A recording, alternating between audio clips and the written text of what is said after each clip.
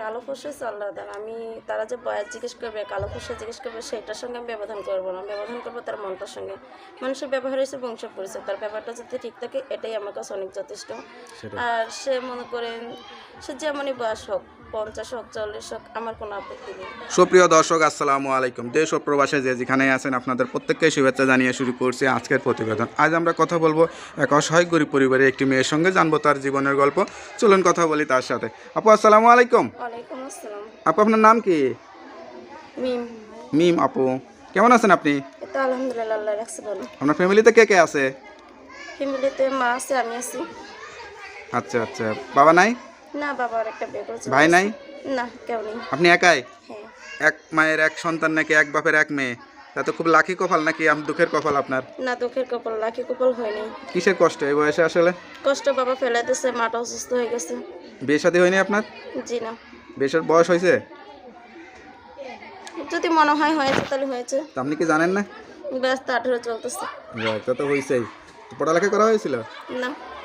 হ্যাঁ হ্যাঁ, কোন কি? তা জীবনটা তো আসলে অন্ধকার, তাইলে পড়ালেখা না জানলে তো আসলে জীবনে চোখ থাকি তো অন্ধ। আসলে কিরকম লাগে যে পড়ালেখা জানেন না? কষ্ট লাগে। দেশের বাড়ি নোয়াখালী, বাবা ফালা রেখে চলে গেছে। আচ্ছা এখন মাটা ছিল অনেক, মা কাজকর্ম করে খাওয়াইতো। আচ্ছা, কিন্তু আরবি পড়াইছে, আল্লাহ কোরআন পড়াইছে, 5 ওয়াক্ত নামাজও পড়াই। যাক যাক। কিন্তু যে বলতে কথা এটা যে নোয়াখালীর মায়া হলে কি হবে, মনে অনেক কষ্ট দুঃখ নিয়ে ভিডিওটার মাঝে আসছি।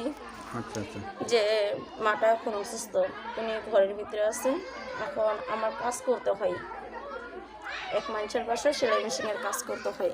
আচ্ছা আচ্ছা। সেটা দিয়ে মনে করেন মায়ের চিকিৎসা করতে হয়, তারপরে ঘর ভাড়া দিতে হয়, ওষুধপত্র কিনতে হয়, 1 মাসের সংসার খরচ চালাইতে হয়, অনেক কষ্ট হয়।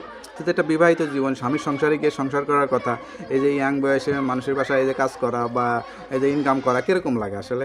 অনেক কষ্ট লাগে। অনেক কষ্ট লাগে, তাই না? আচ্ছা আচ্ছা, ভিডিওর সামনে কি আসতে বলছো আপনাকে? ভিডিওর সামনে কাজ যাচ্ছিলাম, অনেকে আসতেছে, তাই তাদের মুখে শোনাতে চলে আসছে সেখান থেকে। আচ্ছা আচ্ছা, তা যারা দেখবে তাদের উদ্দেশ্যে কি বলবেন আসলে, বা আপনার চাওয়া পাওয়া বা মনের ইচ্ছা কি, আশা নিয়ে আসছেন? বলতে কি, সে যদি মনে করেন, আমি চাই যে একটা নোয়াখালী ছেলে যাতে আমার দেশিটা ছেলে আমার পাশে থাকতে পারে। মানে বিয়ে শাদী করবেন সেই আশা। নোয়াখালীর ছেলেকে বেশি পছন্দ? নোয়াখালী বাড়ি বলে নাকি? মই তো নোয়াখালী, এই জন্য নোয়াখালী। নোয়াখালী মাইয়া। আচ্ছা তাই আচ্ছা নোয়াখালী মাইয়া চাই আমি, একটা নোয়াখালী পোলাই আমার পাশে যেন রয়, যে এক লগে এক দেশে যাতে থাকতে হয়, আচ্ছা আচ্ছা অন্য দেশে যাতে চলে যেতে না হয়।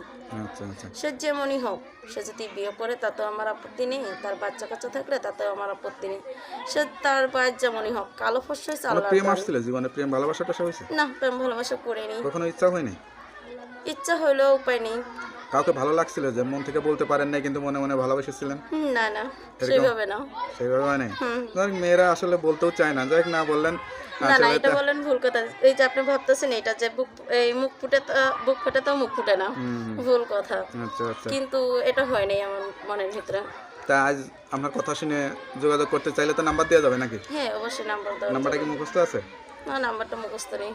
তা আমার কাছে দেন, তাহলে আমি দেখে বলে দিই নাকি? না, নাম্বারটা এখন সঠিক পরে দিবেন? আমার কাছে লেখা, অনেক পরে দিয়ে দিব। আচ্ছা, হ্যালো ভিউয়ার, শুনতে পারলেন এই অসহায় সুন্দরী আপুর জীবনের কথা, বা তার কথা শুনে যদি কেউ যোগাযোগ করতে চান তার নাম্বারটি আমরা ভিডিওর উপরে দিয়ে দেবো বা ভিডিওর মধ্যে পেয়ে যাবেন। আশা করি ওই নাম্বারে যোগাযোগ করলে আপুর সঙ্গে কথা বলতে পারবেন।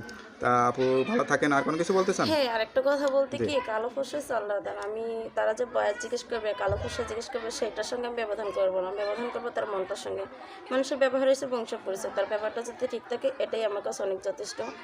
আর সে মনে করেন সে যেমনই বয়স হোক, 50 হোক 40 হোক, আমার কোনো আপত্তি নেই। সে যদি আমার পাশে থাকে, আমার মায়ের চিকিৎসার দায়িত্ব নিয়ে আমার পাশে থাকে, আমাকে হেল্প সহযোগিতা করে, তাহলে অবশ্যই আমি তার পাশে রবো, তার সঙ্গে কথা বলবো, অথবা চিরজীবনের জীবনসঙ্গী হয়তো আমার কোনো আপত্তি নেই। তোকে আপু ভালো থাকেন, দোয়া করি। আসসালামু আলাইকুম।